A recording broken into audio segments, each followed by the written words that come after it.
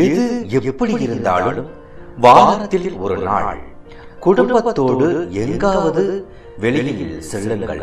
அது கடற்கரையாக இருந்தாலும் பூங்காவாக இருந்தாலும் பரவாயில்லை. மனம் விட்டு பேசுங்கள். ஒரு இறுக்கமான சூழ்நிலையை தவிருங்கள். அப்போதுதான் மனம் சந்தோஷம் கொள்ளும். நாம் வாழ பிறந்தவர்கள். பிறரின் வாழ்க்கை முறையை பார்த்து போராமைப்படாதீர்கள். அதே சமயங்களில் அந்த உழைப்பை பெற, அந்த வெற்றியை பெற என்ன வழி என்று யோசியுங்கள். வெற்றி பெறுவீர்கள்.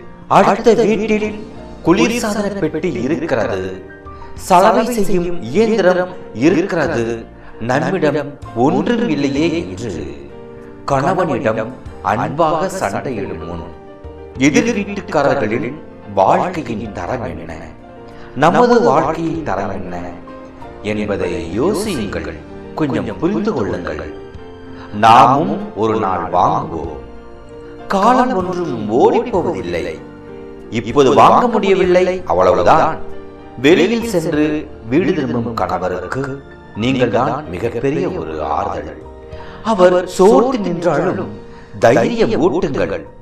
இன்றைய சூழ்நிலையில் கணவன் மனைவியும் நல்ல நண்பர்களாக பழகி வருகின்றார்கள். நானும் பார்க்கின்றேன். முன்பு பெண்ணின் ஆடை வகைகளை கணவன் தான் முடிவு செய்வார். இன்று அப்படி அல்ல.